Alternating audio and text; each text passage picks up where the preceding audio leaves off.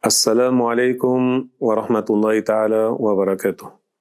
Estimados amigos y amigas, el Islam, el último mensaje revelado por Allah, ha venido para enseñar al ser humano la vía de la perfección.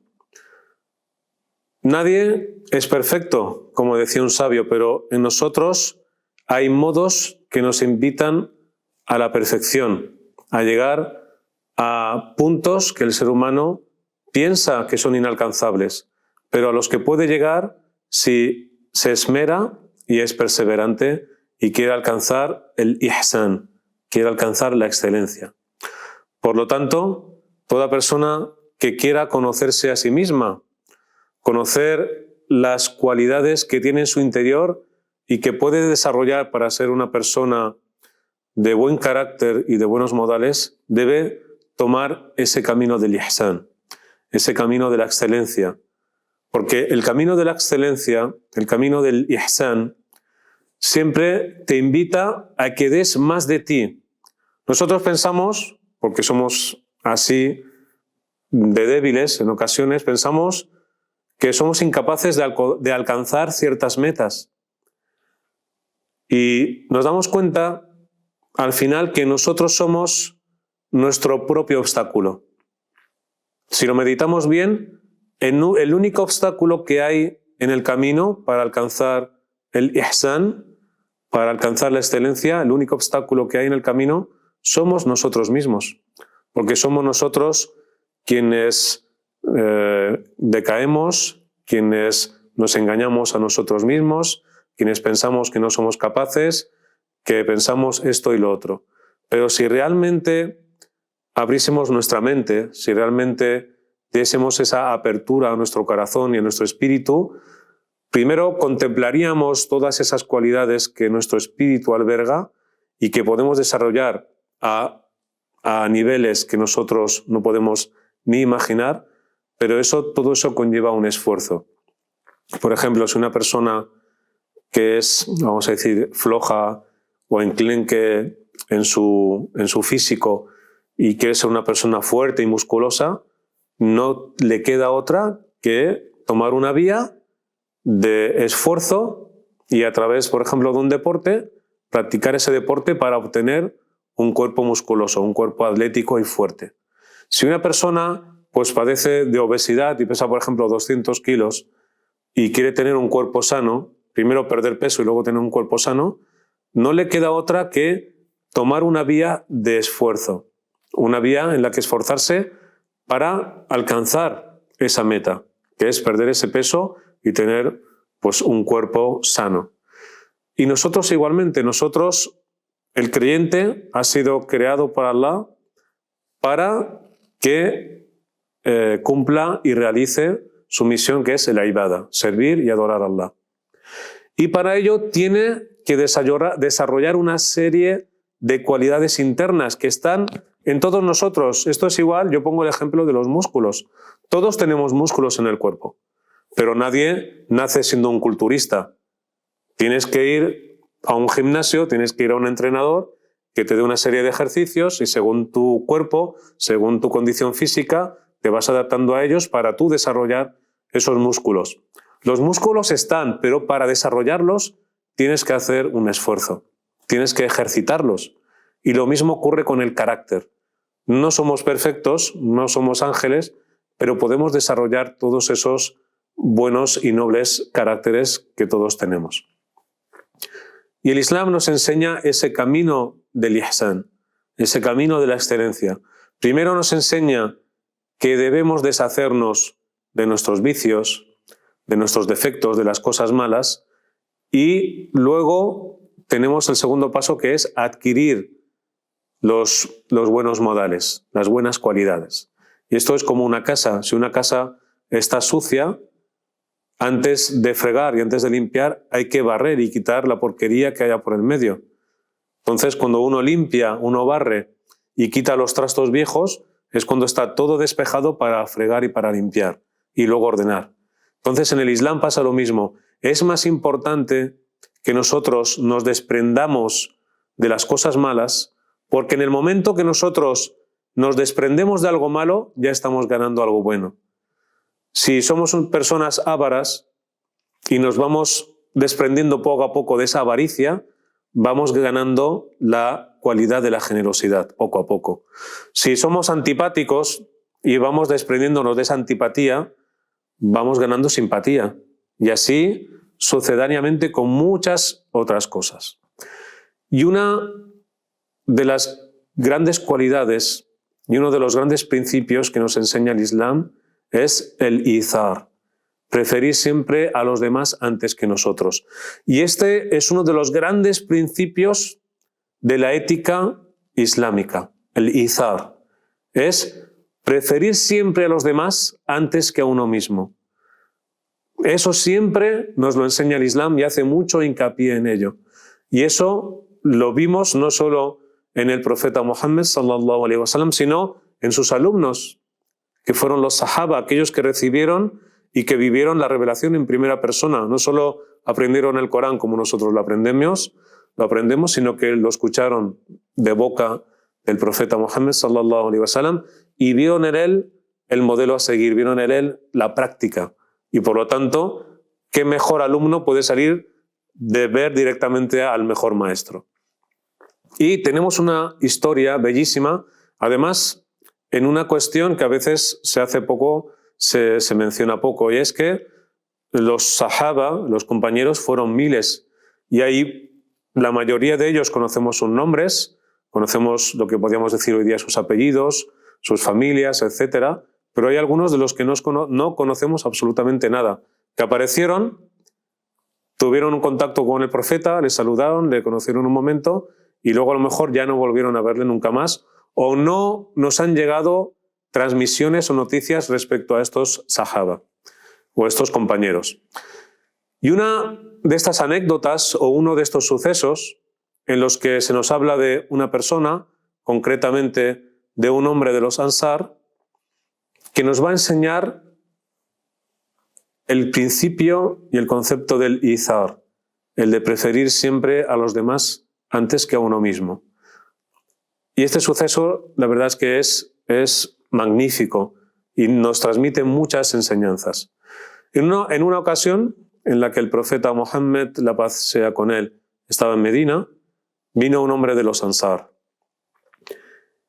Y fijaos hasta qué punto, porque esto está lleno, la sira, de ejemplos de la gran penuria en la que vivían, porque casi todos los sahaba, incluido el profeta, la paz sea con él, junto a sus compañeros, muchos de ellos vivían en la más extrema pobreza. Vino esta persona y dijo: Ya Rasulallah, oh mensajero de Allah, tengo hambre.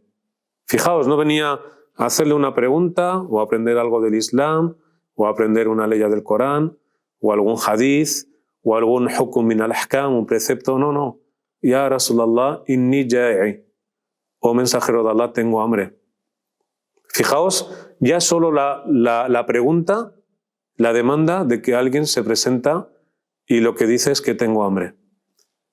Que además puede pasar en cualquier época, en cualquier momento, en cualquier lugar y a cualquier persona que se encuentre en esa necesidad, que cuando acuda una persona de la que puede aprovechar muchas cosas, porque era el profeta del Islam, era el elegido, podía preguntarle cualquier cosa de la aqida, de la creencia, del Corán, del día del juicio, cualquier asunto del ghaib, incluso de lo oculto.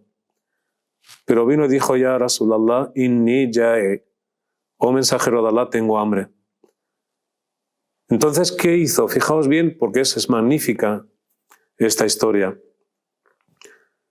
El profeta, ¿qué hizo? Enseguida él, los hilos que él podía mover, los movía para poder ayudar a la gente. Entonces fue a casa de sus esposas y preguntó que le trajesen algo de comida. ¿Y qué le dijeron al profeta? Lo único que tenemos es agua. Fijaos bien esa pobreza extrema que no solo la padecían muchos Ansar y mucha gente de Medina, es que incluso hasta el elegido, el Mustafa, Khairul Khalq, la mejor persona de la creación, no tenía en su casa más que agua. Entonces, ¿qué ocurrió?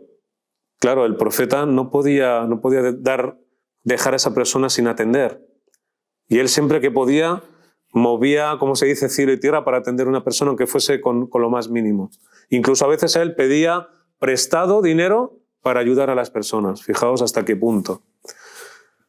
Entonces él no tenía, porque el profeta pidió, sallallahu alaihi wasallam, pidió ayuda y dijo, solo tenemos agua. Y agua se tenía, alhamdulillah, por lo menos. Entonces, ¿qué dijo? Pidió ayuda. Y dijo, ¿quién puede hospedar a esta persona hoy? ¿Quién puede darle, por ejemplo, de comer y quién puede tenerle en su casa esta noche?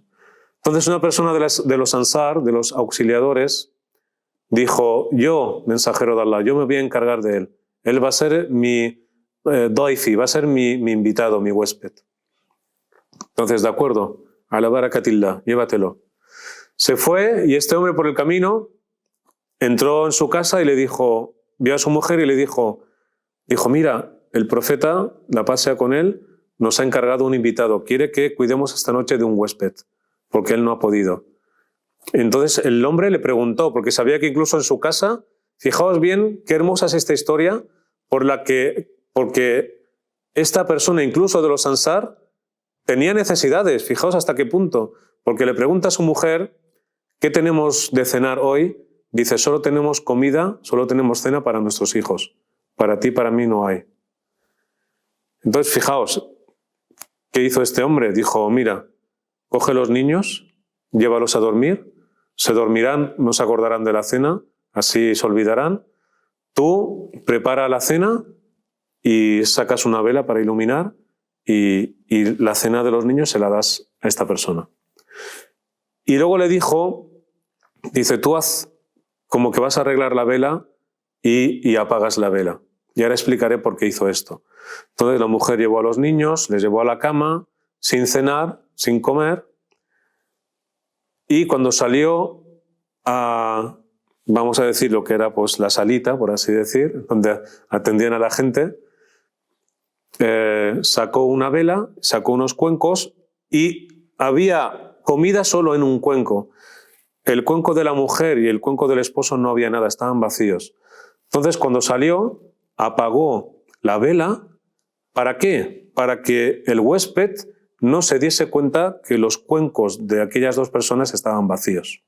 Entonces, con la poca luz que hubiese, ellos iban haciendo como que comían y que estaban tomando una sopa, pero en el cuenco no había nada. No había absolutamente nada. Para que esa persona no se sintiese mal y dijese luego, subhanallah, le he quitado la comida no solo a ellos y he dejado sin comer a los críos. Es que han ido a dormir sin comer. Una persona, si lo supiese, se sentiría mal y diría, no, yo no voy a dejar de comer a unos niños, yo cojo un poquito, no. Prefirieron, ahí viene esta enseñanza del izar, prefirieron coger de la comida que iba a ser para sus hijos para dársela a este huésped que no tenía tampoco. Todos estaban en extrema necesidad, pero prefirieron dársela a esa comida que era de sus hijos a esta persona. Y él comió tranquilamente, porque estaban casi a oscuras, y ellos hacían el gesto como que mojaban el pan y comían, y ellos comían un poquito de pan así como que estaban mojando. Esa persona comió, se sació y luego durmió en su casa. Y a la mañana siguiente,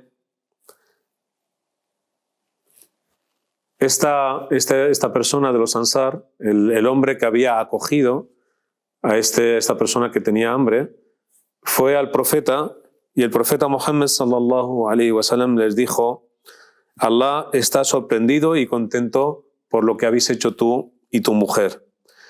Y por esto que hicieron, Allah reveló Corán y dijo, les prefieren a sí mismos aunque se encuentren en extrema penuria. Quienes hayan sido preservados de la avaricia serán quienes triunfen. Entonces, fijaos bien, se trata de una persona a la que no no conocemos prácticamente nada de ellas, solo sabemos cómo llevaron a práctica este principio del izar, de preferir de darle la comida suya y la de sus hijos de aquella noche a una persona que tenía hambre. Porque ellos también se fueron con hambre a la cama, pero incluso, digamos que maquinaron un poco y tocaron la escena un poco para que esa persona incluso no se sintiese mal, que dijese, ¿cómo voy a comerme yo la comida de estos niños que se van a ir? Porque incluso lo hubiese rechazado, diría, no. Pero para que no se sintiese mal, fijaos incluso por la parte del adab, cómo le trataron de bien, que no solo le dieron de comer y le dieron cama, sino que además hicieron, vamos a decir, una especie de teatro para que esa persona estuviese tranquila, comiese tranquila y se fuese a dormir tranquila. Y luego Allah informó, fijaos bien cómo Allah informó al profeta Muhammad, la paz sea con él, de aquello que había ocurrido en esa casa, en la que solo sabía lo que había ocurrido a Allah, Allah le informó al profeta Muhammad, sallallahu alaihi wasallam, y este les dijo a ellos, Allah está sorprendido y contento por lo que habéis hecho.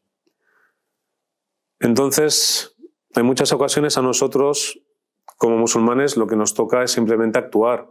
Sabemos mucho Corán, sabemos muchos hadices, sabemos mucho más que muchos sahaba, pero la diferencia que hay entre ellos y nosotros es que ellos cualquier cosa que aprendían del Islam la llevaban a la práctica y querían alcanzar el ihsan, querían alcanzar la excelencia. ¿Por qué? Para irda'illah wa rasuli. Querían complacer a Allah y a su mensajero. Incluso aunque tuviesen que quitar la comida a sus hijos y dársela a otro.